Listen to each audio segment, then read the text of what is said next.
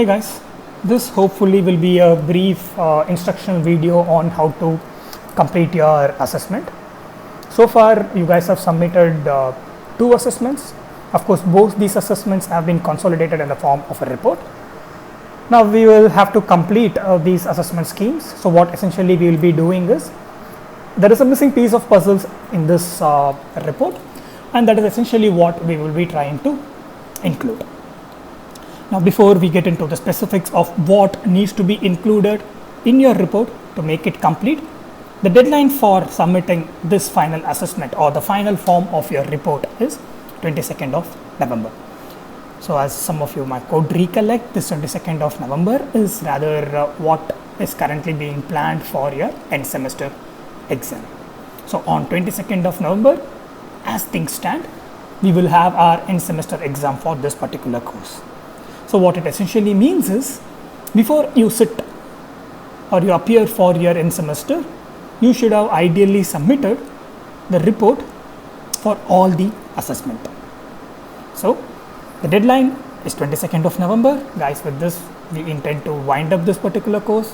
So if you extend the deadline, you essentially are dragging this course. Now you can't blame me there.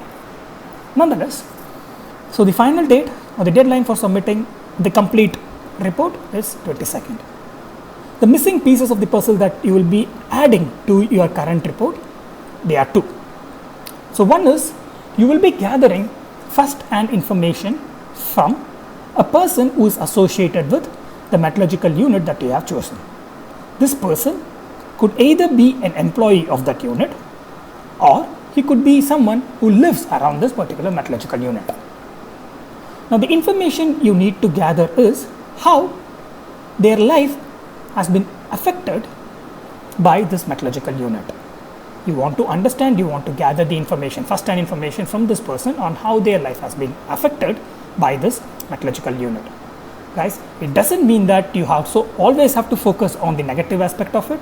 It could be that because they have been employed in this metallurgical unit in a good position, their standard of living has increased. There could be a positive component to it. So feel free to include that as well. Just because this report is submitted in the context of metallurgical waste management, it's not required that you have to submit only the negative aspect. There could of course be positive aspects to it, unless otherwise it comes from the person themselves. You are not rather pushing them to say something that they are not interested in saying so.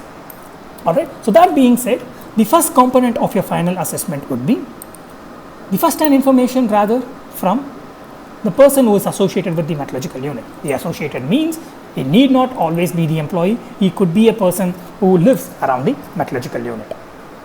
Their input is how their lives have been affected by this metallurgical unit here. Of course, it need not always be negative, it can also be positive. Alright. The second component of your final assessment would be, you need to compare and then unravel how different is the waste management of your unit when compared to the existing research. If you could recollect, in your report that you have submitted, you have listed a set of scientific works that comment on the waste, the waste generated by the metallurgical units could be managed. So you have included in your report the waste, the metallurgical waste generated in this unit could be managed. Now you have to understand how or what is there in that current research, compare it with the practices of your metallurgical unit, and then just state what are the gaps in the current state of the art, or what is being published, or what is the research area when compared to what is currently being practiced. If there is no gap, if your metallurgical unit seems to follow the existing or the whatever is there in the research arena, you are encouraged to report that.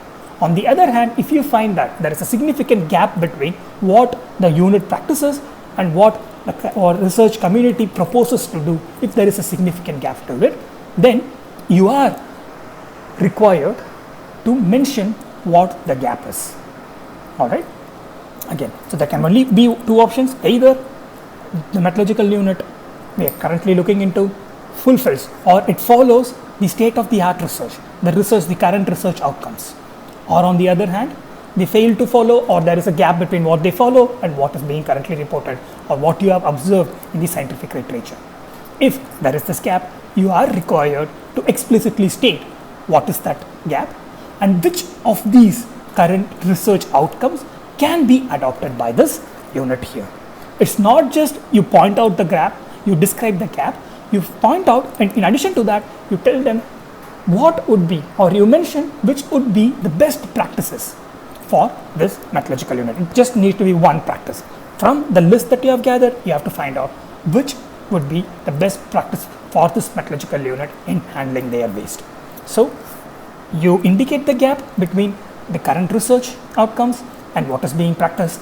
In addition to that, you mention what would be the best practice for this metallurgical unit to follow based on the current research.